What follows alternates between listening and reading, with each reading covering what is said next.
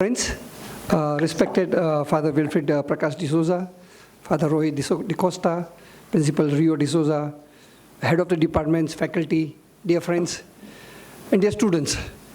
It's a big honor for me to be here on the 19th Foundation Day, and I'm here to share with you my journey in social entrepreneurship. And before I start, I would like to share with you a vision. I come from an ashram called Muni Seva Ashram, which is a small ashram in Baroda, which was established in 1978. It was started as an NGO, and it's spread over 1,000 acres. It's a green campus, and that's how I got connected with IUCE and then with the St. Joseph Engineering Institute. And when I came here and was talking to the management and the team today, I realized that we were parallelly working on the same path. So I'm actually not just to share my journey, but actually I think I'm going to start a journey with you all, how we can all work together to be more effective and pass on the knowledge and the wealth of experience what we have to the students who should take it forward, because I think that's where the future is. To be honest and frank with you, means when I started my journey, I never knew. Actually, I would even claim that I have not ever really planned my journey. It has evolved, and I've been very fortunate to be at the right place at the right time. So, yes, please. My life started in Bombay. I was born and brought up to rich parents, so I was a spoiled brat. And when you're born to rich parents, you think that you don't have to study, you don't have to do anything, because you are fortunate enough, you can hire the best brain, and they will work for you, and they will make money for you. So when I was studying in my college, I was more in canteen than in classrooms. I was more with girls than with boys. And naturally, when you are young and you want to impress girls, you start by bragging. And I had an uncle in USA, and I always used to impress them, tell them, you know what, India is so dirty, India is so polluted. I'm going to go to USA. That's the land of opportunities. But to go to USA, you have to study, which I did not. So I did not get good percentage and could not go to USA because I didn't get admission in good university. And there I was stuck, because every time I would pass by, all the girlfriends whom I tried to impress would say, oh, Deepak, you're still here. You want to go to USA? And I said, oh God, I have to get out of India, even if I have to go to Bangladesh or Nepal. So actually it was a lie which made me get out of India. So someone told me, why go to Nepal and Bangladesh, why not to Germany? And I didn't even know Germany, where it was. I had heard of Germany, made in Germany sounds good. So I looked into map, what is Germany? And then I said, why Germany? And they said, oh, Germany because education is free there and there is no visa needed. So I was guaranteed I can go the taunts of my girlfriends or ex-girlfriends. So I went to Germany. To Germany, we all are just starry-eyed about foreign, especially Western world, and we think West is the best. And we have been rich parents, everyone wanted to go to USA, or we all want to go to USA and do something there. But going to Germany, I suddenly realized that India was not any worse. Yes, Germany may be neater, cleaner, in many aspects better. Thank you, yeah. But when it came to brain power, I think we were not any way less, if not better than the Germans. Maybe they had made more progress because of the political system there. Now they have succeeded in doing things what we are not able to. But if you look at it back and realize, just last week we had data published where out of the top 20 CEOs of the world, what 14 are Indians. So we Indians are bright, and if given an opportunity, we can succeed. So basically, that inferiority complex that West is the best was gone. Now suddenly, all of a sudden, I started realizing that I was becoming a good student. And when I would telephone my father and say, oh, I have stood first in my class, my father could not believe me. He said, you know what, here you were deferred, and all of a sudden you are doing very well, so are you able to copy better or something or what? Because he did not believe in his son, And I asked myself, how come I'm better? And I realized I was becoming a better student because the education system was different. In India, we were forced to learn everything by heart, which I was not good at. I couldn't concentrate. Or if I could concentrate, I was concentrating on my girlfriends and not my education. And suddenly there in Germany, you are allowed to go take your books to your exams. You could actually tell your professor, sir, I'm ready, I can give my exams tomorrow. And if you fail, you can appear after 10 days again. And the professor would say, okay, you can come with your book, come with your computer, you can even bring your friend. And I started laughing. I said, sir, are you crazy? Why are you taking an exam at all? If I can bring my computer and my book and my friend, why exam? He said, Deepak, we want you to make an engineer. And what an engineer's job is not to learn things by heart, but to be able to understand a problem and solve a problem. And if you have not studied, no amount of friend, because ultimately as an engineer, you have to solve a problem in limited time, and you have to live with the consequences. Irrespective whether it's right or wrong, you are going to be responsible. So that's what we want to teach you about. And this is what changed me. I started enjoying my education because it was like a puzzle. And you had to put all the puzzles together, and I became a good student. So basically my learning was, education is not about learning everything by heart and grades, about what you can do, what you can deliver. So I was very happy today while we were sitting in the morning today with our administration and management and fathers, that here you are talking about tinkering labs, you're talking about incubation, startup, hands-on. So I'm very proud that we did not have to wait. You did not need a Deepak Gadhia to come and tell you to do. You're already on the same path, same journey. So thank you, Father. I think it's a great thing what is being offered here. So anyway, there I was, and then one day when you are successful, you think you are successful because you know that you have broken the code, you know how to do things about it. So in one of the NRI meetings, we met Rajiv Gandhi in 1984. He was about to become the Prime Minister. And when you are successful, you think you have the right to go and tell the Prime Minister what India needs to do. So we went and told him that India needs to do this and that and all. And Rajiv Gandhi, who was a very good man, said, "Oh, Deepak, you are right. I believe everything what you say, but I cannot do anything without a team." And all the good people whom we educate, they all migrate. 70% of the IIT engineers would be out of country. Why don't you come back? We need you to come back and help the country.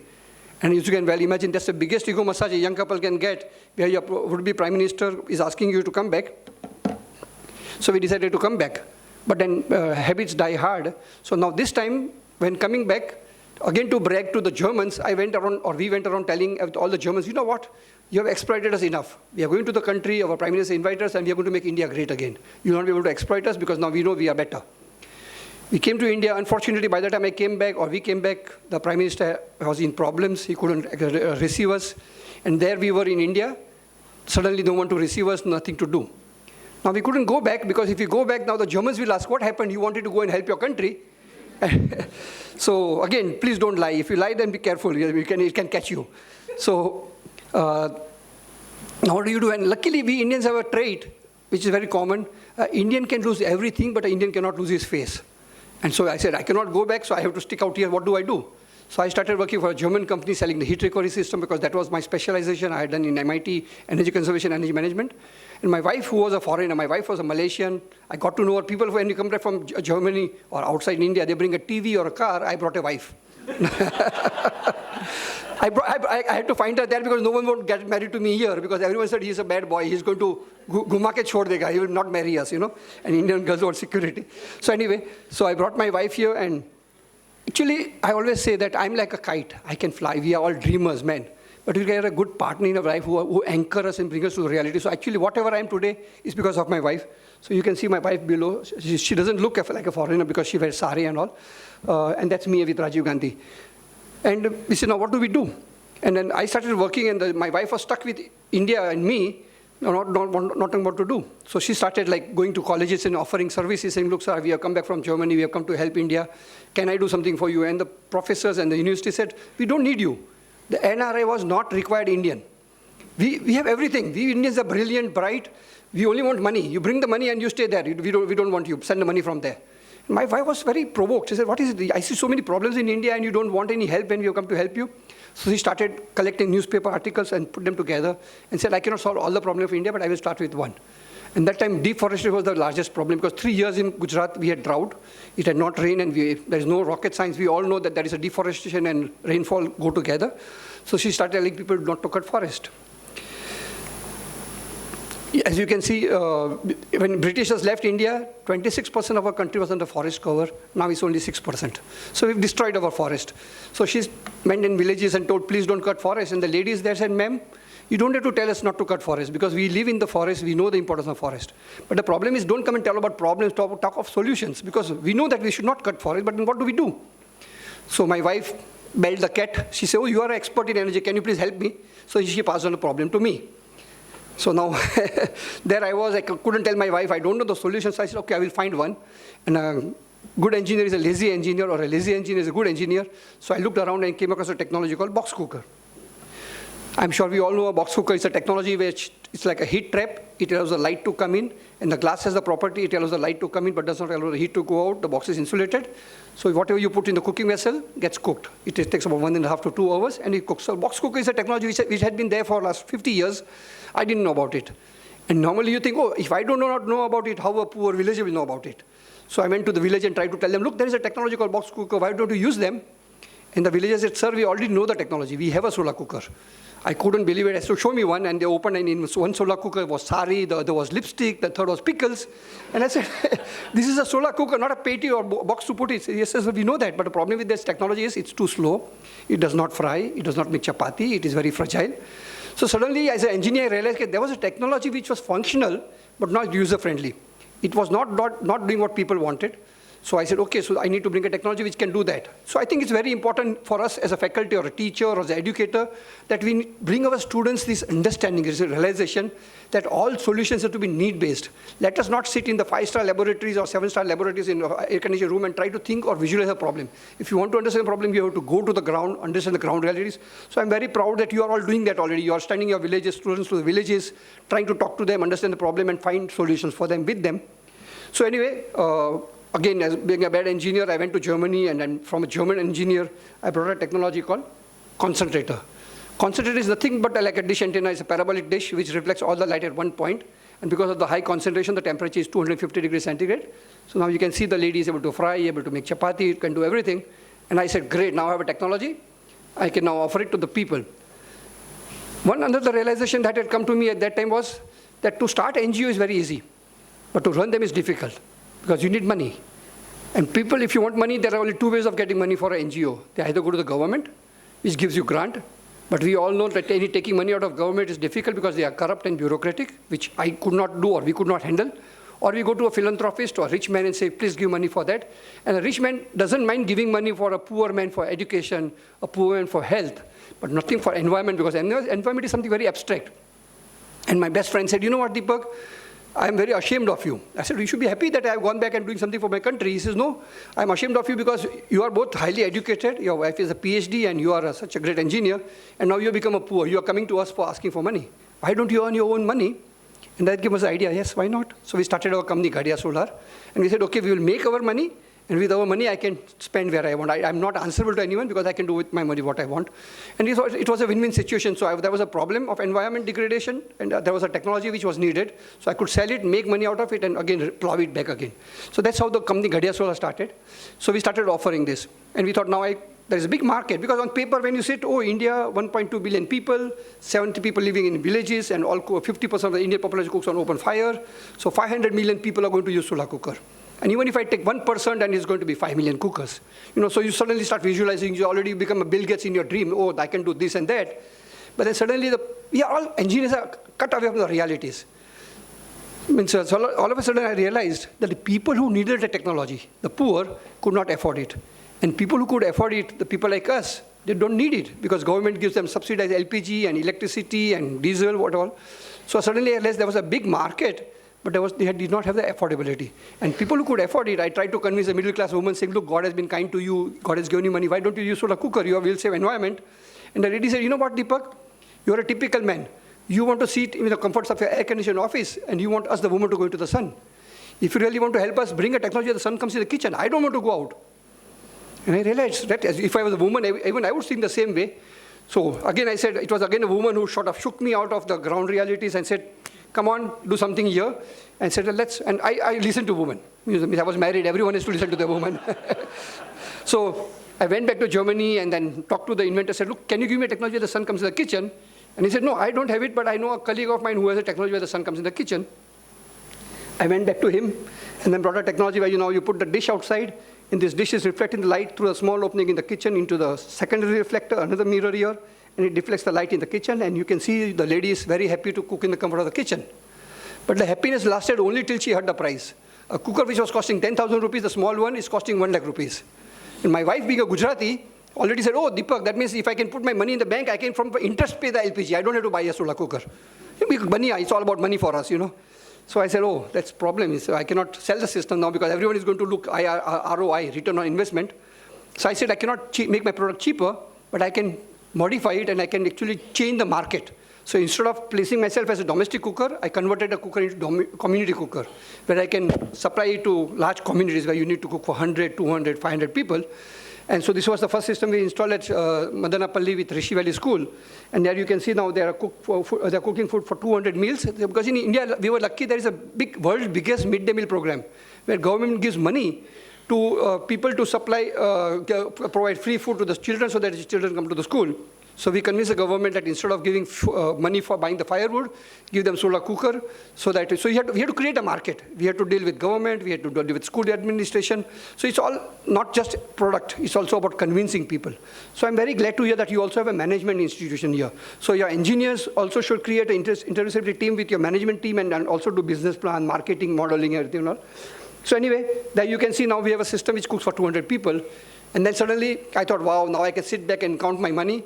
And all of a sudden the people said, sir, the problem is here, solar cooker works only during the day. But we also need to cook at night. We need to cook at next early morning. So how do you solve that? So I said, okay, that's another problem I have to solve. Again, we started thinking about it. And for the first time, we developed a technology where now we have a big metal block, which we are heating to 550 degrees from the solar concentrator. It's insulated, and now you can cook at night. So we solve the problem of cooking at night, store energy, and cook at night and next morning. And then we started growing, our company started becoming more famous and all. And one day we got a phone call from Brahma Kumari in Mount Abu in saying, Deepak bhai, we need to cook for 1,200 people. And I said, no problem, buy 12 of my dishes and you can cook for 1,200 people. And they said, no sir, we cannot do that because if we have 12 dishes, we require 6 cook, 12 cooking vessels and all. So can you not put a solar system on the terrace and reflect the light at one point from top to bottom? And my response was, don't tell me that. I'm an engineer. You're not an engineer. Don't tell me what I have to do. And I cannot tell the sun, go this way and not this way, because sun goes the way sun goes. And they said, but 2 or 3 people told me that. And I said, something is wrong. Why do people keep on telling me? They are not engineers. Why are they telling me what to do? And then suddenly I realized that as a small child, all of us have done a project called Periscope, where we have 2 mirrors at 45 degrees, where the light is reflected not once and twice. So I realized, oh, people want me to reflect light twice. But in physics, we know that more you reflect, the more you lose. So I said, no, it will not work. So again, I thought about it and talked to the inventor, talked to some other people. And for the first time in the world, we came to a solution where we said, we will not bring light in the kitchen, we will bring heat in the kitchen. Because ultimately, it's a heat, light is just a media to bring the heat in the kitchen. So this was the world's first solar cooking system where now the same dish, Scheffler dish, is reflecting light not in the kitchen, but it's reflecting on a tank. There are 2 dishes reflecting at one point. So this is the focal point. And there we have a tank with water. The water from the header comes in here. Because of the high temperature, the water becomes steam. And then the steam is piped into the kitchen. So now the system can be on the terrace, or it could be a few hundred meters away from the kitchen. And the heat is being transferred to the kitchen, and you can cook with the steam. Today, I was very happy to see that you already have a steam cooking system. Only thing is missing is the solar. So we will do that. But we will do it with your students. And then, you know how when you're at the right place, then things start happening. And all of a sudden, Chandrababu Naidu was in Brahma Kumari. He saw the system there, and he said, we, Tirupati, are the world's biggest temple. You'll be surprised to know that the world's richest, second richest institution in the world is Tirupati. First is Vatican, and second is Tirupati. 600 crore rupees is the donation they get every year in the hundis and all our donations. So they said, we want to go solar. So I went there, and then we installed the world's first, largest solar steam cooking system at Tirupati temple. So there are 106 dishes producing steam, and the steam goes to the kitchen on the 4th floor below, and they are cooking 30,000 meals per day.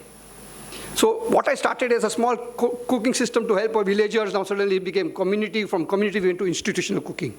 And I said, wow, this is the world's biggest cooker, because nowhere do you think 30,000 people are going to eat. But world is full of surprises. The next system we did was at Shirdi temple, which cooks 50,000 meals per day. You know, so once you get into it, the market keeps on growing. And you'll be surprised, now we're talking to people who want to cook 1.5 lakh meals per day. And you will ask, where do 1.5 lakh people eat? Midday meal programs, Akshay Patras. The government has given a contract to big institutions, NGOs to cook and supply school to hundreds of schools. So there is an unlimited market. So basically my lesson to you is, our job is to open the minds of the children, show them the possibilities. You know, we may not be able to give them answers, but we give them problems and let them come to solutions on their own. And they will learn by mistakes. You know, that means I was sitting in your office today, and suddenly they said, your video started with the sentence that I have not failed, but I have learned thousands of ways to do the thing. So anyway, this was the world's largest solar cooking system. Then all of it, as a businessman, I have to always think ahead. Life is a game of chess. And I said, oh, but I'm supplying all my systems. So Tirupati, Shirdi, Brahma Kumari, Sri Sai Baba, Satya Sai Baba, Ramakrishna Mission, all. But temples are limited. In maybe 2 years, I have supplied to all the systems. I have got 100 people working for me. What do? I need to plan ahead. So can I expand my market? Can I look at other markets where they are going to cooking with steam? And I said, wow, who cooks with steam? Oh, all large industries, all large colleges, all large hospitals. So the next system we did was at IBM. But IBM said, we want your system not to save money, because what you can save is peanut. But we want to buy it because it's a green image. We get green building coding and all. So everyone has a different reason to buy. So you have to touch that sensible nerves and say, oh, so it is green. But the architect said, no, we cannot give you our terrace because each and every terrace is a parking place for us, and each and every parking place is costing me 2.5 lakh rupees. So I had to make a structure, and now the car is parked below, and to sell it, I said, this is the world's first solar air conditioning plant. Your solar light is falling on the car, is not going to fall on the car, but on my dish, it will take away the light, and your car will be cool. So a bit of exaggeration is also very necessary. This is the world's highest solar steam cooking system. This is for the Indian Army, because Indian Army also needs to cook for large. And there my selling point was, the men in green go green. The men, they wear green uniform. I said, look, now you're not only protecting the country, you're protecting the environment. Because when the Indian Army cooks, they have to fly the diesel from Chandigarh in winters because the roads are closed. And the diesel, by the time it reaches Ladakh, costs 125 rupees per liter. So you need to understand these complexities of who buys what, where, how, and all. So just having a product is not solution. So basically what we do in our engineering, we are teaching them unidirectional. And I think we need to teach them multidisciplinary. We have to open up their minds. I always say, this is my favorite sentence, that mind is like parachute. It only works if it is open. And our job as a teacher or faculty is to open the minds. And then guide them. You cannot handhold them. You have to leave them from there on. And only then they will learn. I had read a statistic which said 3.2 million women and children die because of the smoke in the kitchen. I could not believe. How can anyone die in the kitchen? Because my mother used to cook on LPGs and there is no gas or no smoke. But then when I saw the Indian Army kitchen, Indian Army is one of the second largest army in the world. We can put a missile 26 kilometers away to the accuracy of 3 meters with buffer guns and everything. But the kitchen is still 5,000 years old. Same old kitchen with kerosene-fired bhatti or wood-fired bhatti. And you can see now the smoke, the soot, the carbon monoxide, and all the possible points. Smoke in the kitchen is the third largest killer. 50% of the world population even now cooks on open fire. So just to show that what are the possibilities, with little bit of change, just by changing cooking habit, how much big impact you can create. And now same kitchen with solar, you can see the same kitchen, say cooking vessels there, the steam is injected directly there. Now not only able to cook with solar energy, you are able to cook quickly. You can cook 22 kilograms of rice in 12 minutes because directly the steam is injected into your food. It is clean, you can now use stainless steel, you don't have to use aluminum and all. So there are multiple benefits as you grow. And my wife came in and said, you know what, Deepak, I came to India to help the poor of the world, India, the poor, and what are we doing? We are helping Tirupati, Shirdi, Brahma Kumari, Indian Army. They are all rich. I don't need to do it for them. I can stay in Germany and help. There are enough poor there also. I don't want to help this. And I said, oh God. That means we all know you can never make a woman happy. Especially if it's your wife, But she was true. She was right. She's the one who always did not get carried away. And she was always focused. She knew what she wanted. So I said, okay, now she's right. I got seduced by the system. I came here for doing something else. I'm doing something else. Now I'm running after name, fame, money, technology. Means I was living for my fulfillment. It was my ego trip. So I said, okay, now let's also help the poor. And we start, who is poor? And we were shocked to see the poor are the farmers. A man who grows food go hungry. If you read newspaper, who are the people who kill themselves? The farmers. So we asked, how come a farmer is hungry? Why is a farmer poor? And we realized a farmer is poor because he produces perishable product. Whatever he grows, if it doesn't sell in next evening or next day, then he has to throw it away. So actually, you'll be surprised to hear that whatever product you buy, only 12% of the money goes to the farmer. The rest of it goes to the middleman, the wholesaler, the retailer, in transport, in cold storage and all. So we said, how can we empower them? And we realized the best way of doing it is for food processing. So here you see again the same solar cooker cooking, but instead of cooking, you are doing French fries or potato chips. If a farmer sells potatoes, he gets 20 rupees per kilogram. And if it doesn't get sold by next day, it will start growing, it will start germinating.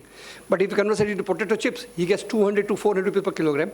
He can sit on it till he gets a better price. So you have empowered him to wait on it till he gets his price. So I realized that if you want to help the rural population, we have to empower them with technologies, with solutions, which a city man is never going to do.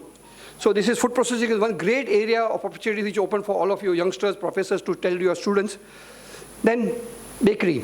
You can make bread, biscuit, cake, pizza bases, and all of this can be done at village level.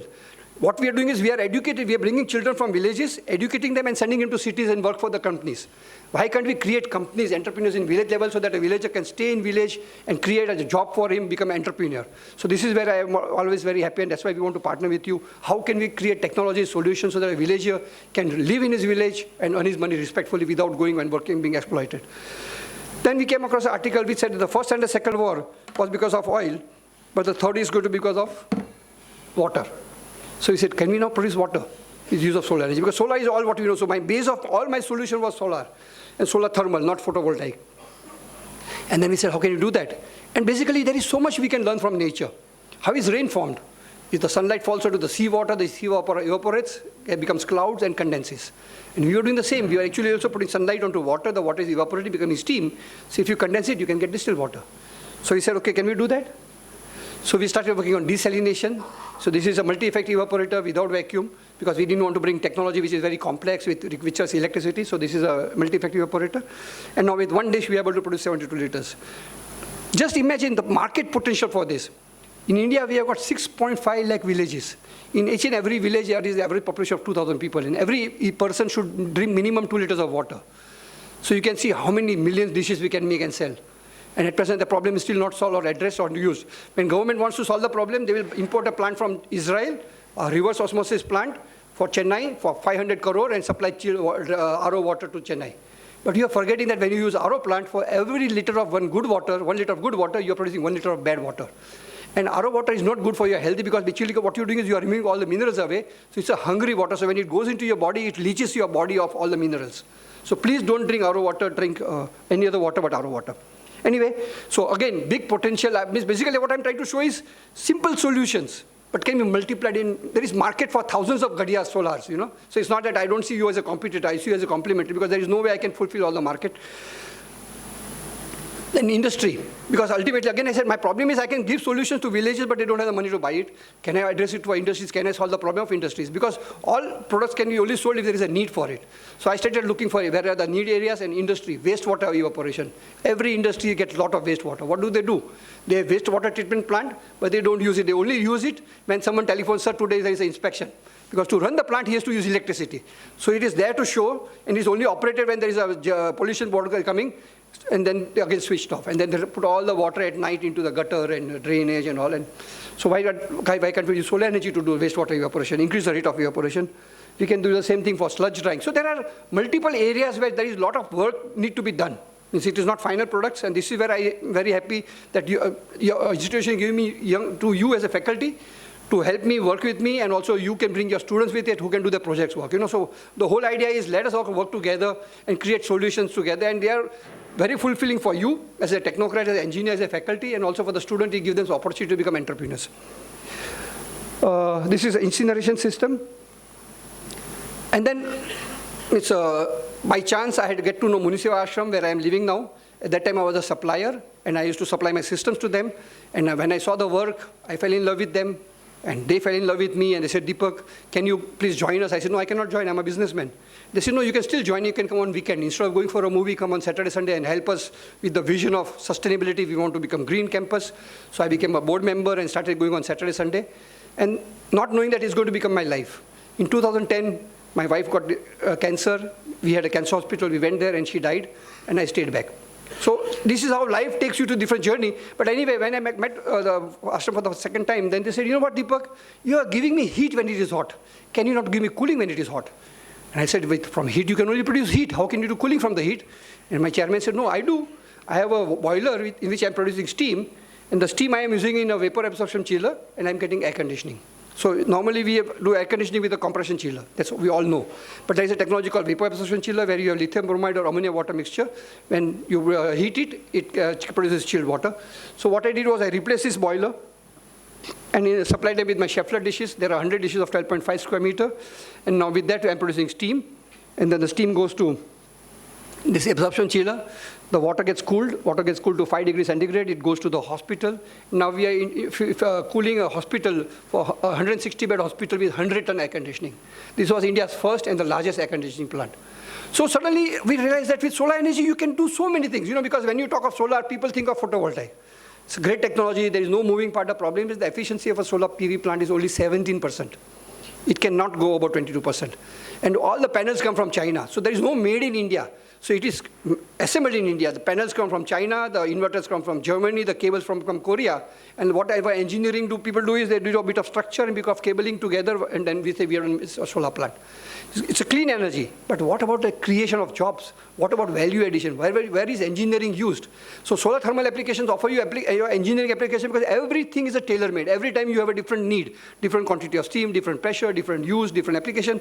So I think solar thermal application is something which has a great potential for becoming a teaching material and offering consultancy, design, installation, operation, maintenance, opportunities for engineers. This is a very interesting thing what I did. It's, again, for me, my biggest teacher are my people. So every time someone comes to a company to show the power of sun, what I do is I take a piece of wood and I put it in the focus of the dish and the wood starts burning because the temperature is 700, 800 degrees centigrade and in a fraction of seconds it burns. And most of the people say, wow. And in India we have so many adjectives, wow, awesome, so many things. But a poor old man came and said, Deepak, bhai, it's great. Can you burn a body with it? I was shocked. I said, are you mad? Because in India, we say that at 60, you become mad. You know, Sante Boti Nate, Satya Gaya, we say that. So I told him, sir, I am not able to convert people from normal cooking to solar cooking. You're talking of solar cremation. In India, burning is not just throwing a waste into the body. It is with puja, kriya, karam. If it doesn't work, people will put me along with you, in the cremation. And so I said, please don't talk such thing. It's all possible in France. There are ovens where you can melt gold. The solar concentrators. But people will not accept, and I know that it is always about accept. Argue with me, he went away. After a few months he came, and when we are, again, still young and successful, you are like to provoke. So again I said, Arey uncle, what happened to your idea of solar cremation? I wanted to provoke him or tease him, and he says, no sir, I'm very happy with that here. And he gives me a check, 6 lakh rupees, sir, this is the order for solar cremation. And I was shocked. And then I said, where did you bring from? He says, no, I collected from people.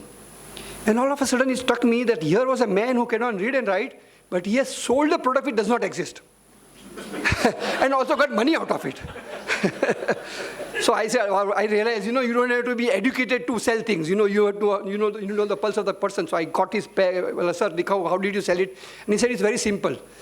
I made the concept, I've seen your solar cooker, so I made a small model of cooker, went to Puttaparthi to Satya Sai Baba and told Baba, in my village there is not enough wood.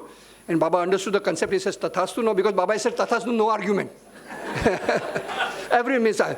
And I have a list of 84 people who are willing to go to solar crematorium, including my wife. So, again, science and spirituality go together. Sometimes a lot of times we think for others. Let us not think about that. Let us do what is right, and others will keep on joining, and the world will expand. Anyway, India is blessed with sun. I always start my lecture by saying not good morning, good afternoon, but Jai Shri Krishna. Not because I come from ashram, but to show them that good morning, good afternoon needs to be told in Western countries where they do not know whether there is going to be sun tomorrow.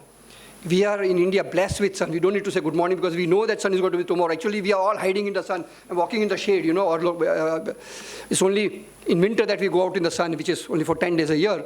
So, but because it is available to us easily, we are taken for granted. Look at the sunshine. We have got 300 to 300 sunny days. Each and every part of India except Assam has got sunlight which can be used very easily. And when you look at all the applications for food processing, textile, machinery industry, chemical industry, other sectors, all require temperatures of 30 degrees to 200 degrees centigrade, which can be easily done with concentrators. So why are we using boiler? You'll be surprised 70% of the energy in our country is used for process heating and cooling by using coal, diesel, gas. Not for electricity. Electricity is done by lignite and coal, but that is a very small section. For transport section, also it's a very small amount. So I think if you were to make that change there, we can contribute largely. But the challenge always is, you have a technology like Scheffler concentrator, but the problem is it requires a lot of place, a lot of area, because sun comes in a diffuse form, and we have to concentrate at one point, so you require a very large area. So the Australians took a different route. They said, okay, why can't we, instead of having multiple small dishes, do a large dish? So they have done a dish which is 500 square meter. They have developed a technology where they have got 2,000 times more concentration than what we have. And then it is moving in both the direction. So it's a dual axis stacking. So just to give an example, in my ashram, I said we have installed the first India's largest solar air conditioning plant where we have 100 dishes.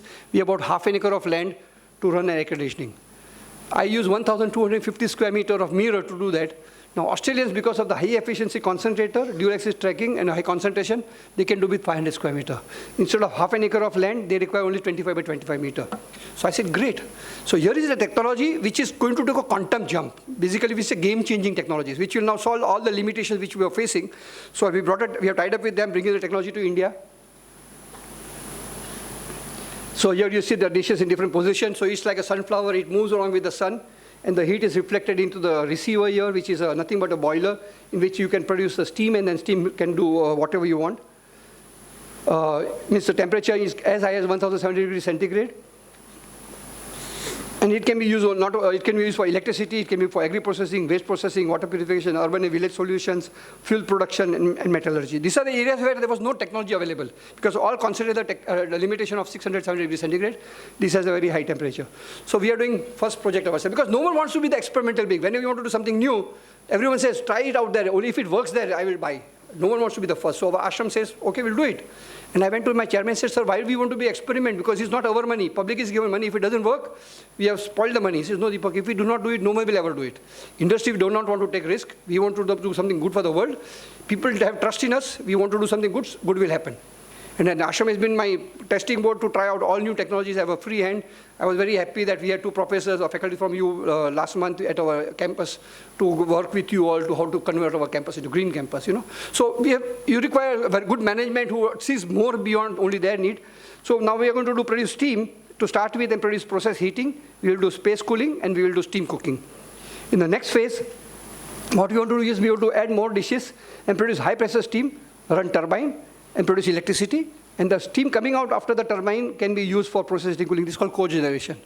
If you do only power generation, all the power plants in the world at present work on the principle of running turbines. They have an efficiency of about 26 to 32%. But if you do cogeneration, your efficiency is 70 to 94%. So suddenly from the space, we are able to get 3 times more energy. So I think there's a great future for that. Again, the technology is that the whole technology is made in India, not made in India, it is made on site.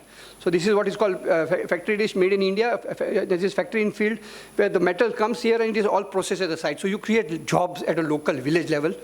The mirrors are only 1 millimeter, but they are designed in such a way that you can actually walk on it, you can jump on it, and nothing happens to that. And they have a 30 years life.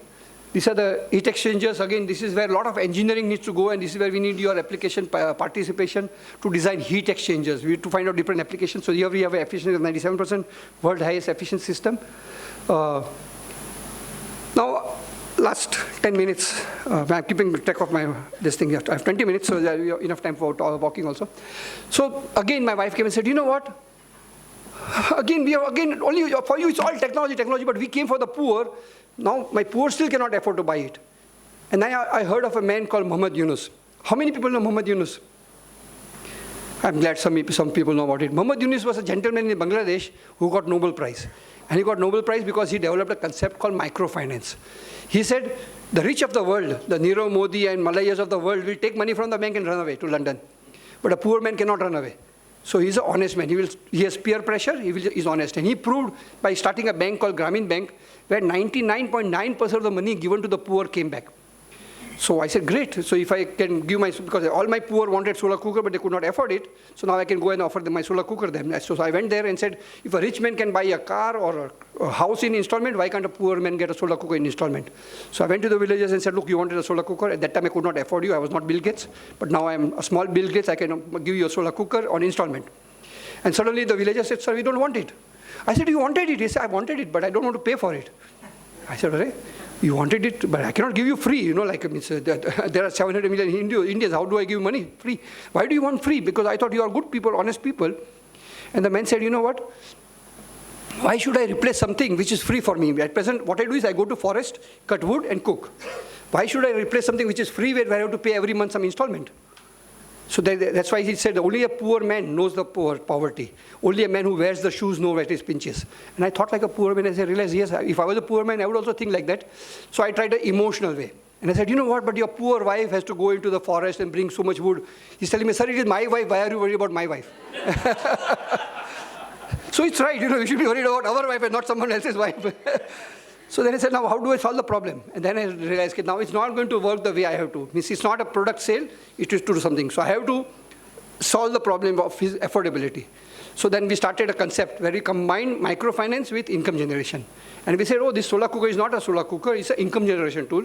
We'll teach you how to make bread, biscuit, jalebi, gadhia, pakoras and all. And you can make your profit and you pay from your profit, not from your pocket. So this is what is called business model. If you want to sell a product to a poor, you cannot sell him as a product. You have to sell him along with a solution where he can pay from his profits. So this is the world's first smoke-free village where the whole village cooks on solar cooker. And when you start a business, then you cannot say today the sun was not there, I cannot supply today. So you have to make it hybrid. So we have made it hybrid with biogas plants. So the whole village has 26 solar cooker and 23 biogas plant, and they make all these items and sell, and they pay from their profit. One day I got a phone call, Deepak sir, please come, a lady is misusing the solar cooker. And I ran because one cooker not being used properly can bring you a lot of bad reputation. They always say that bad news spread fast, good news does not. So I went there, and what I saw, the lady was using the solar cooker for ironing cloth. And instead of punishing her, I gave her a prize because she's the innovator. She understood demand and supply. She says if everyone supplies jalebi, gathia, pakoras, then the price is going to go down. I want to save money. I'm buying 200 kilograms of coal to make my ironing. I can put my iron. She took the iron, put the stone into it, put it here to iron, keeps on ironing. She takes 200 rupees per day. So I think poor people cannot read and write, but they are survivors. They know how to make do with less. They are smart people. They are innovators. They know jugaad, what we call jugaad. You know, there's something very important to, we have to respect them, you know, for their out-of-the-box thinking. Only thing, we are so arrogant to gawar hai. And gawar is actually like Beverly, you are from village, you know, but actually they are the people who grow food for us. They are the one who is protecting forest for us. We need to respect them, empower them. And trust them, you empower them, and they will find more solution than what we can. So now my woman is not carrying a wood. My woman's carrying solar cooker. So we had to convert a solar cooker into do-it-yourself kit, DIY we call it. Just like there is a big company in Sweden. We all know they have started in Hyderabad, IKEA. Everyone, there was a big rush in IKEA furniture because it comes as a DIY. You go and buy the kit and you assemble your furniture. Same way we made a solar cooker where we don't have to supply the cooker along with the manpower to go and install it. So we redesigned it. It comes like this. You know, village goes into, the cookers go there. There are women sharing solar cookers. They create a self-help group and now they make money out of it. So basically, with a simple solution, a business model where you create a business model, now women are able to earn money. All of a sudden now when I go for interview or with TV, the woman who is cooking is pushed away, then man wants to be there in the front because he wants to be the TV, you know. So now suddenly they see the value of cooking or being in front of the cooker. And so it's good. It is changing the gender role now because the woman is earning money, she is respected. Previously she was a burden, now suddenly she is a bread earner, you know. So we are changing not only the income, but also only the way the whole woman is looked upon. This is that article which said the little village in the sun, the first smoke-free village in the world. And we were invited by Bill Clinton in Hong Kong and given the award for being the top 10 technologies in the world which can transform life. A simple technology of just like a parabolic dish, but it was not technology, but it was a solution, the hope it offers. Because normally we talk of a dish, we think of a dish antenna. And that's one-way dish which makes you crazy. It creates greed. It keeps you occupied. But this is the dish of hope which can create so many possibilities, so many opportunities. But for us, the proudest day of my life was when Dr. Abdul Kalam visited our ashram. We all know Abdul Kalam as a man of technology, the man of missiles, the man of atomic energy, whatever and all. But after he became president, he became the man of people. He became people's president. He started realizing that it is only empowering people that is more important, and especially youth, especially children, catch them young. So that's why his book, Igniting Mind, is very, very important that we understand that give people ideas so that they can work upon, grow upon. And he heard about our ashram because after becoming president, he realized that the problem of India can be solved only at village level. So he said, I want to help villages because 70% people live in villages. And the villager will only live in villages provided I make the lifestyle there livable. And what does a villager want to stay in the village? He wants good road, good water, good energy, good school, good education, and employment, and entertainment. So he started talking of a concept called Pura, providing urban amenity to rural area. So while he was in US and talking about his concept, someone said, sir, why don't you go to Muniseva Ashram? In Muniseva Ashram, they produce their own water, their own food, their own energy. It's exactly what you're telling. So one day I got a phone call. I'm Dr. Abdul Kalam speaking. I said, oh, if you're Abdul Kalam, I'm Bill Clinton, you know. Because whoever dreams of Abdul Kalam calling you, he says, can you take this number and please call back? He put a number, I called back, it was President's house, you know. So it was, Abdul Kalam was such a humble man, he picked up the phone himself to call and said, I would like to come and see your ashram. You are, of course, privileged, you know, Abdul Kalam was not a politician, he was a statesman for us. He came, he saw the ashram, everything and all, and I was very happy, feeling proud to be walking with him and showing him the solution of the world. And after going, he says, you know what, Deepak, you have fulfilled 99.9% of my dream. Only 0.1, sir, is left. I said, sir, if you can solve 99.9%, 0.1 you can solve easily. Tell us what it is. He says, you know what, in India, I've got 6.5 lakh villages. I want each and every village to be like Muni Seva Ashram. Now, you're able to get money because of the good work you do, but there is not enough money in the world to finance 6.5 lakh villages. So think about it. He went and slept, and I lost my sleep. Suddenly, I realized that I was doing on my ego trip. We were thinking we are doing something great, but it was a small thing what we do. Our circle of influence was 500 villages nearby. It could never be replicable, and whatever you do cannot be replicated is useless. In science also, we say any experiment you do has to be replicated 2-3 times to be reproduced so that it is proof of concept. So I said, how do we do it? And again, I said, how do we do it? Again, then I remember my smoke-free village. So now at our ashram, what we are doing is said, why can't we do what the world does? We don't have to reinvent the egg. So basically, what does government do when they want to build airport, roads, harbor? They don't have money. They call the private party and says, you build the road, and when you collect the fees, and after you have collected your fees, record your investment, you transfer it to us. It's called BOOT, Build, Own, Operate, Transfer. So we said, can we not take that model to village level, where the villager does not, he wants the technology, but he cannot afford it. So it is also called pay-as-you-use model. So you pay as you use. So we have, at our ashram, we are like installing a 1 megawatt power plant with our big dish, and 1.2 megawatt biogas plant where we produce all our energy. And we will pay the supplier for the energy supplies. So we are not taking the technical risk, we are not taking the financial risk. And after the investment is recovered, the asset will be turned over to the village. And then villager gets a free power or cheap power all his life. We are again creating entrepreneurs, we are creating empowerment, and we are creating long-lasting solutions. So again, I just wanted to show you that there are so many possibilities which are available to us. Only thing we have to think about it, come upon it, work upon it. So the innovation partner for your application engineer, you go to any village in India, technology is there. They've got mobiles, they've got Pepsis, they've got colas, but they don't have solar cookers, they don't have biogas plant, they don't have waste management system, they don't have good water systems. And I think this is our duty, our responsibility to do that. With you, I hope that we can do that. I welcome you all up to Muni Seva Ashram to see it, part of it. And I said, I think this is a beginning of a journey. I have not come to share my journey, but I have to start my journey with you all to take this technology to the wider world. Thank you very much. Jai Shri Krishna. God bless you.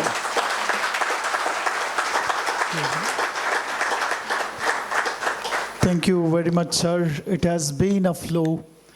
We have been flowing with your thoughts and ideas. You spoke all the avatars of solar energy of a different dimension, and solar cooking, desalination, air conditioning, clean energy, and solar cremation. And it is a vast experience for us. You shared your ocean of knowledge with us. Now the session is open for discussion. I request the audience, please, you come up with your questions. Sir, how do you solve your problem during the rainy season when there is no sun? I like questions. And I may not have all the answers, but I think questions are very important. And a lot of people use the strategy. I used to do that, and my wife told me once, sometimes because I ask a lot of questions. And she says, by opening up, we are actually showing, because there is a very nice proverb which says, it is better to keep your mouth shut and look like a fool than to open and confirm that you are. So a lot of times we don't want to ask questions because we are afraid that if people will say, "Arey, itna pagal hai, dekha na uska mazak kar diya, he made himself laughable." It's not true. We are engineers. Our engineers' first characteristic, inquisitiveness. Ask questions. Why? Why not? How? So I'm glad that you're asking questions, because maybe if you don't have answers, we'll walk together and find the answer. But it's very important because people say, "Oh, great when sun is there," but what happens? Sun is not there. Tirupati temple cannot tell his 30,000 people that today you're not going to get the food because it was cloudy. They have to provide food. So what we do is we make the system hybrid. And luckily, as I said, in India, we are blessed with sun. We have 300 days in North, or 330 days in Rajasthan and Kutch, and about 275 days in Tirupati, where we can use the solar energy during the day. And at night, and then during the monsoon, we have a hybrid system. So they already have like at present, you already have a gas steam generator, which is used for cooking. So what we do is we come with a solar system. For 300 days, you use solar energy, and only 60 days, you use backup boiler. So you are saving for 300 days energy, which is being used. So hybridization is very, very important. I did not talk about the same way technology we developed on biogas, where we converted biogas into storage, into biogas bottling, and bio-CNG. So there are many, many technologies which can be combined together. And I think this is where the integration is very important. This is where engineering people have to come together and do brainstorming. I always say, we call it playing devil's advocate. I tell something and you have to find fault into me. You have to play the devil's advocate, sir, this is not, this will happen, people will not accept. Means when you are critical does not mean you are against it.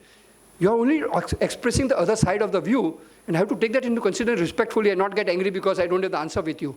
A lot of times we professors, when someone asks us a question which you don't know, instead of telling I don't know, we'll say, oh, you idiot, get out of the class, because we don't have the answer. We should be able to courage enough to tell, I don't know, tomorrow I will find it and tell it to you. So our students are also right, because sometimes they are treated perhaps badly, sometimes we do not know how to react, we react also because of our old habit. But it's very important you ask questions, so hybridization is the way out. So I request you to please ask questions. Whatever doubts you have, my professors always say there are no wrong questions, there are only wrong answers. Yes. From the students.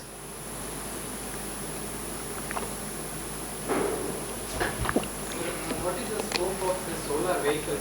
Can it be a real? Yeah. You'll be surprised that there are already 22 companies manufacturing electrical vehicles running on solar. So there is a great future. Our country has declared a policy of electric vehicle. Initially, it started with saying by 2030, all our vehicles would be electric vehicle, but it was not a well-thought policy, and suddenly now they have to see the problem because what happens to all the existing industries, and also they are slowing down it. But yes, the future is electric vehicles are the future.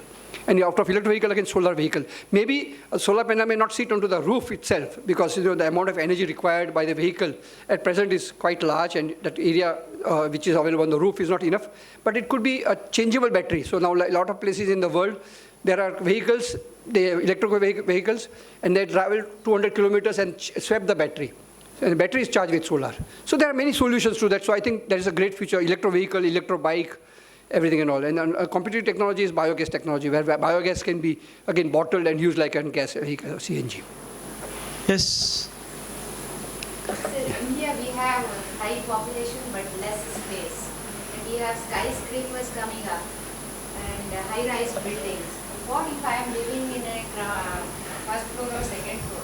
I want to avail of this solar cooker facility or something like that. Right. But I don't have access to the terrace or the open space. Yeah. What will be the solution? Right. Thank you. Thank you for the question again. See, these are the problems which people face. They want to do something, contribute something, but then they have got limitations, like limitations of space, limitations of fund, limitations of technology, limit of expectations. So government also realizes this. So what government does is, okay, you don't have the space. What you can do is you can put a power plant in Rajasthan. I'll just give you an example that if only 1% of the land area of India was to be converted to solar concentrators, it can give you power of 450,000 megawatt, which is more than our country needs. So only 1% of the land area, that is also desert area, so you're not taking any consumption. The only problem is that you're producing power in Rajasthan, but you want to take it here. How do you do that? You have the grid. Put into the grid. So people are talking of solutions where people do small investments. Instead of putting the plant on their own rooftop, they invest into a community plant, which is somewhere, which is producing the green power, and you are in exchange getting it here. And power, what you're producing is given to someone else. So it balances, it's like equalizer. So I'm glad you asked that question. Yes. Students, electrical engineers, any questions or anything to offer? Yes, sir, please. Sir, can we use this solar energy for vertical hydropower? True. Means again, it depends on what you want to do. In vertical hydrofarming, there are many functions. So basically, one function is you want to put water into it. So then, yes, solar power can be used for putting drip irrigation and putting the water into the plant. Circular fluid, exactly. It can be also used for example, USA was working on a project where they said, now the world population is increasing and there is not enough space in the world to feed all the poor.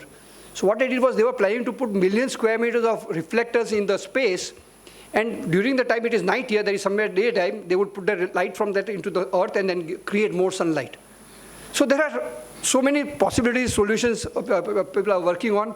We need to become aware of it and maybe translate and tweak that to our solution. We cannot take any solution from A and put it as a here, but we can take the lead from them. So I'm glad that we have started thinking, how can I do that? Is it possible? If that is not possible with solar, then we can do with wind. If it's not wind, it can be done with biogas. If it cannot be done with biogas, for example, just take a simple example. There's a technology called LED. We all know about it. It has been there forever, LED lights in every phone and every thing what is there. But LED, ever since this came, is a revolutionized thing, because what happens is that LED consumes 20 times less energy than a CFL or normal light. Now, because of that, the panel size has become less, the battery size has become less, the life of the LED has become more. And it is now we're able to do things with a solar power plant which was not possible before. In the same way, now because of nanotechnology, miniaturization, new materials, new sciences, new monitoring and measuring equipments, we can do a lot of things what was not possible before. So let us not be skeptical, because a lot of people say, oh, sab try kiya, isko kuch nahi chalta hai. Because we are so averse to try out something new that we don't want to attempt. And I think, I always say the journey is like going on a mountain. The higher you go, the more you will see. When you sit at the mountain and below and say, oh, I have to climb there, I do not see anything. But of course, you are below, you only see the mountain. But go up and you can see the larger view. So I think once you start the journey and once you start, then suddenly you start exploring and finding more and more solutions. Yeah, students, I'll be happy if any students come up with the questions. Class? Anything about engineering? You spoke about engineering in Germany. Any doubts on that? I have a good news. Someone from Germany is coming, or US is coming. She was working with German government before, from DAAD, and she's going to come here and tell you, guide you how to go to Germany for your education. I always say, I went to Germany, I did not become a good engineer. But going out of the country, I always say, when I left India, I was a boy. When I went there, I became a man. For the first time, I had to take decisions in my life. I had to decide what to eat, when to eat, what not to eat, whom to be friends with, what jobs to seek. So you explore, you learn. Because in India, we are pampered. Our parents do not let you think of yourself. Nahi, gir jayega, ye mat kar, wo mat kar. There are 1,000 people giving you advice. But once you are thrown into the water, you learn swimming. So I think going out, exploring, suddenly you find yourself, you find friends, you find solutions, you find different nazariya, different views. So use the opportunity to go abroad, not only for education, but to get a holistic view. So I was just talking today morning that there is a person called Noah Harari, and he talks of the new world order, where we all will become very obsolete because of automation and artificial intelligence and come. So we will have to learn to adapt quickly. We'll have to learn to re-educate ourselves. The days are gone when you take up a job in a company and the whole life you work in the company. Previously it was said as a great thing. 32 years, this whole life you worked with DuPont. Great, but now you are an idiot if you work in one company. You have to keep on changing. You need to keep on acquiring skill and not find a slot and fit into it, because the demands are different. Any questions? Sir, you said about your experience in Germany. Like here in India, we just teach the students to mug up things. But in Germany, it is different. And how come, how we can adopt those methods of teaching, which is practiced in Germany, so that we can implement those things in our like institutions, and particularly in India? So it's already government is coming out with such new methodology, because it's very difficult. India is a very large country. And a system has been evolved with trial and method over many years. So anything change is difficult, because who will determine who has studied? Because in India, again, we have not only the problem of system, but also in India, we always try to find loopholes. So if you don't have exams, then it's in the hand of the professor to pass him, fail him, So government has put checks and balances. But again, just start with, look at your institute. What the institute does is, it creates possibilities where your children learn to explore with the tinkering labs, with project-based learning, going into communities. And now, there will be new technology which are coming. So now you don't require professors, because a student can go and Google, and before you know, the Google student knows about it. Now you cannot bluff a student, because he will immediately Google or Wikipedia and tell you, sir, this is wrong. He will challenge you, because he is faster than you in technology. So, but what a professor's job is to be mentoring, guiding, because see, social media or internet is something very dangerous. You start going internet to look for one question, and suddenly you will get lost and you will go into 1,000 other things. So this is where the examination system, the methodology, whether you are doing right or wrong, and evaluation helps and all. So I think there is a new system evolving, and it will come up soon. One more thing is about waste management, particularly the plastic waste management. Right. Say we know that it is hazardous to the environment, but still, why the companies are being given permission? And it's the same thing like alcohol and tobacco. They're right, tobacco is dangerous for consumption, but government allows the license to sell it because they get money from it. But government's largest income comes from sale of alcohol and tobacco. And the same with plastic. Plastics are done by companies like Reliance and IPCL and big petrochemical companies. It's a byproduct from their bad oil. So they are not going to stop it. But I'm glad that you're a professor. I was today and saw your project there where you're converting plastic into products.